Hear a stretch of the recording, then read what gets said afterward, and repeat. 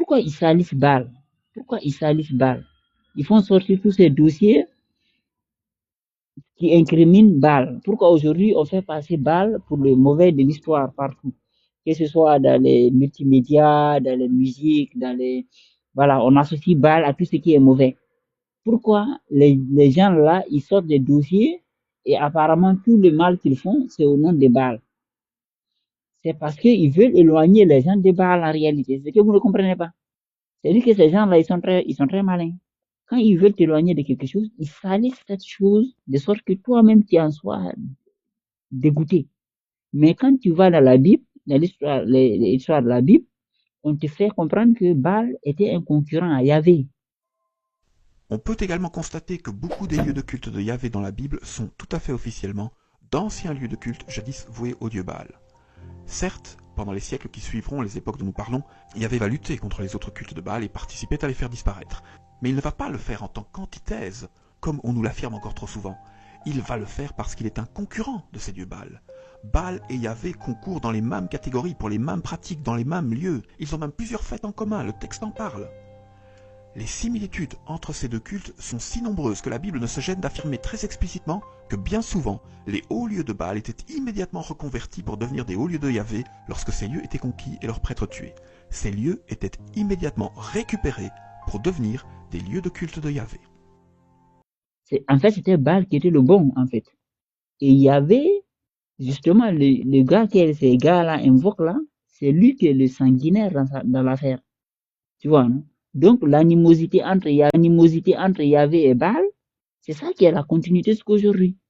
Ce dieu est un des plus ignobles salopards que l'humanité ait jamais inventé. Dans l'épisode précédent, consacré au chapitre 25 du livre des Nombres, des Israélites jouent à Zizi Pampan avec des femmes moabites, lesquelles incitent ensuite leurs amants du moment à participer à des cérémonies et des sacrifices de leur culte païen de Baal Péor, ce que ces bougres d'idiots s'empressent d'accepter. Cette reddition sans condition n'est pas franchement du goût de Yahvé qui, en guise de punition, frappe alors le peuple entier d'une peste qui fait plus de 24 000 victimes. Sans déconner. Sans déconner. Donc, Yahvé s'attaque à Moïse et lui dit en substance: Bon, dernière mission pour toi avant de claquer, tu vas aller me massacrer ces salopieux de Madianites. Voilà donc les 12 000 clampins du Yahvé's Fan Club, partis pour trucider les hommes d'un peuple dont le seul crime est, je vous le rappelle, que certaines de leurs femmes ont zigouni piloupilé avec des Israélites et que ceux-ci, envoûtés par leurs prouesses amoureuses,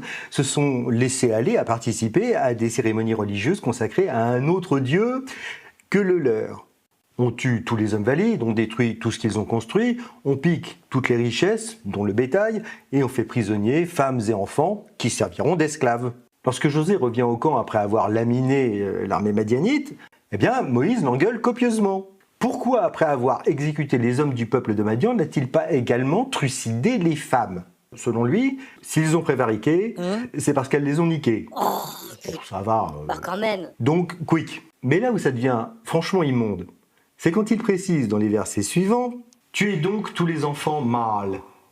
Ne laissez la vie qu'aux petites filles qui n'ont pas partagé la couche d'un homme, et qu'elles soient à vous. » Pardon? Oui. Il est bien en train de donner l'ordre de supprimer tous les petits garçons? C'est ça. Mais c'est dégueulasse. Je ne te le fais pas dire. Mais au fait, pourquoi il dit de garder que les petites filles vierges afin qu'elles soient à eux? Ça veut dire quoi? On se le demande.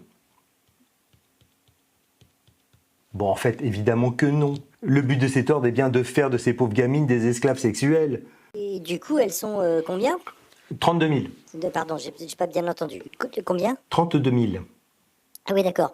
Donc les 12 000 gars pourront disposer, comme ils l'entendent, de 16 000 petites esclaves sexuelles dont ils viennent de massacrer les pères, les frères, les mères, enfin toute la famille. Exactement. C'est chouette, non? Ça vous ennuie si je vomis? Maintenant, Baal, là, c'était la divinité de qui? En fait, Baal, c'est la divinité des pasteurs éleveurs. En fait, c'est Baal qui est le bon. Et Baal, c'est Mohammed, en fait. Quand tu parles ici de Mohammed, là, c'est Baal. Quand tu parles de Jésus, c'est Baal. Si tu fous à la poubelle Baal, tu fous à la poubelle Jésus, tu fous à la poubelle Mohammed, tu fous à la poubelle Moïse. Parce que toutes ces divinités-là, ils renvoient à Baal, en fait. C'est Baal qui est le fils de Dieu dont on parle. Tu comprends, non? C'est Baal. Donc, en fait, l'ennemi, qu'est-ce qu'il veut? Il veut empêcher, en fait, la reconnexion de l'humanité, tu vois, non, à l'énergie primaire du divin réel. Parce que tu peux pas te connecter au divin si c'est pas à travers Baal, en fait, à travers son élu, à travers sa première occurrence. Parce que, en fait, c'est comme nous dans notre mythologie, nous, les Peuls, on dit que il a créé Netlo. Netlo là, c'est l'homme cosmique qu'on appelle Adam Kadmon. Maintenant, l'homme cosmique a créé, a regardé à lui-même, c'est-à-dire qu'il s'est projeté lui-même en lui-même. Il a fait Kikala. Kikala, c'est Adam. Mais Kikala, c'est l'équivalent Kikala, c'est l'homme microscopique qui est équivalent à l'homme macroscopique, tu vois, non? Maintenant, à lui-même, l'homme macroscopique, Adam Kadmon, il y avait un second self. Mais l'homme macroscopique, Adam Kadmon, est équivalent à Genon, à l'éternel. Pourquoi il est éternel? Parce que lui, en fait, voilà, lui, il est éternel, en fait. Il n'a pas de début ni fin, il est éternel. Son activité de vie est éternelle. Voilà. Donc, il est l'équivalent à l'éternel. Adam Kadmon est équivalent à l'éternel, mais Adam Kadmon a vu un second en lui, qui était Nagara, la première femme. Donc, en fait, c'est la mythologie originelle. En fait, c'est pour comprendre, c'est pour ça que les chrétiens, là, ils parlent de ça, mais il est éternel Suleiman, Baal. Justement, Lamine, par rapport à Bâle, toi, tu as fait des vidéos où tu as dit que c'était pas forcément négatif. Mais tu as vu ce qui est sorti récemment avec l'affaire Epstein. C'est toujours Mais une justement, communauté à laquelle on affilie des sacrifices d'enfants, etc. Comment t'expliques ça?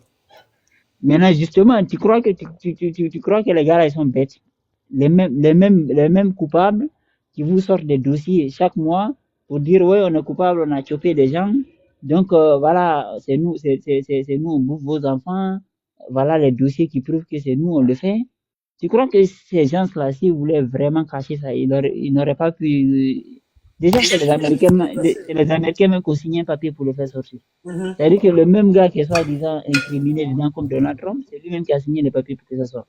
Donc, mais ce qui sort, c'est qu'en fait, ils sont en train d'orienter la mentalité mondiale vers quelque chose. Mais les gens, ils se laissent guider comme des moutons. C'est-à-dire que les gens, ils ne voient pas l'anomalie dans le fait que le gars qui a le dossier incriminé, c'est lui-même qui signe pour que ce soit dit un dossier sort. En fait, les gars là, quand